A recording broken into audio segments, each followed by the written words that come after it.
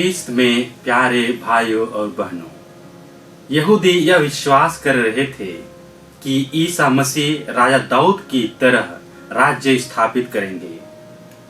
प्रभु यीशु ख्रीस्त यरूशलेम के निकट हैं और उनके शिष्यों को सही मायने में ईश्वरीय राज्य को समझाने के उद्देश्य से यह आश्चर्यों का दृष्टांत सुनाया, जिसमें एक कुलीन व्यक्ति राजपद ग्रहण करने के उद्देश्य से बाहर चला गया।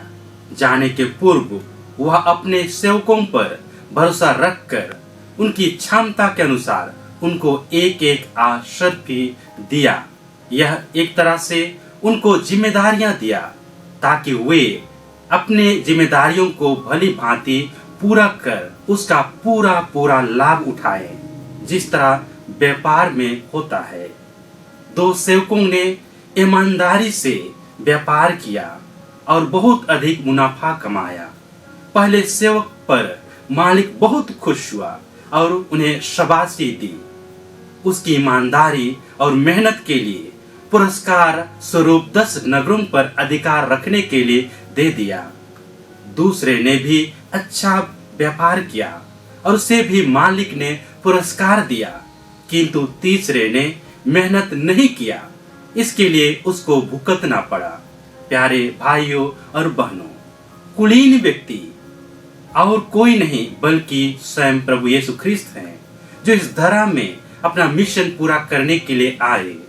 क्रूस मरण द्वारा उसका मिशन पूरा हुआ। यही पिता ईश्वर की इच्छा थी। पिता ईश्वर की इच्छा है कि हम ईश्वर प्रदत्त कृपाओं और वरदानों का सही प्रयोग कर अधिकाधिक फल उत्पन्न करें। हमारा जीवन भी आश्चर्य की भांति हमें दिया गया है। इस जीवन को ईश्वरीय मूल्यों पर आधारित जीवन जीने के लिए दिया गया है। जो कुछ भी हमारे पास है बहुमूल्य है, वे उपहार हैं, वे ईश्वरीय कृपा हैं। ये विभिन्न वरदान ईश्वर की महिमा और दूसरों को राह दिखलाने के लिए दिए गए हैं। ये वरदान बहुतायत फल उत्पन्न करने के लिए हमें दिया गया है। क्या हम इन वरदानों और कृपाओं की पहचान कर पाते हैं? यदि हम और आप नहीं कर पाते हैं तो पहचानने और जानने का प्रयत्न करें।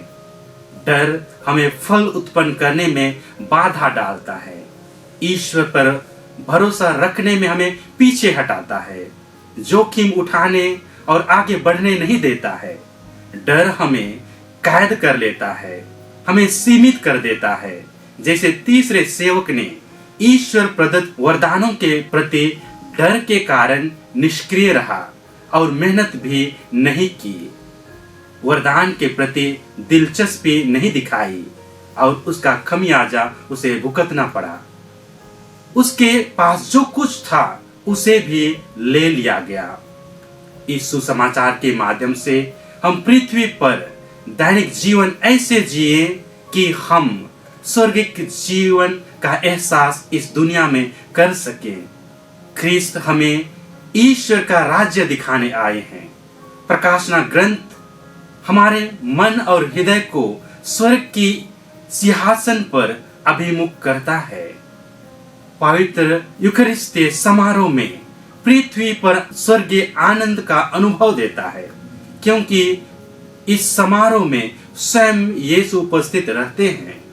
यीशु ने कहा कि मैं स्वर्ग से उतरी हुई जीवंत रोटी हूँ। पवित्र मिस्सा बलिदान में स्वर्ग दूतों के साथ मिलकर हम उनके स्वर में स्वर मिलाकर कहते हैं, पवित्र पवित्र प्रभु विश्वमंडल के ईश्वर, स्वर्ग और पृथ्वी तेरी महिमा से परिपूर्ण है, जो आज के पहले पाठ में जिक्र किया गया है।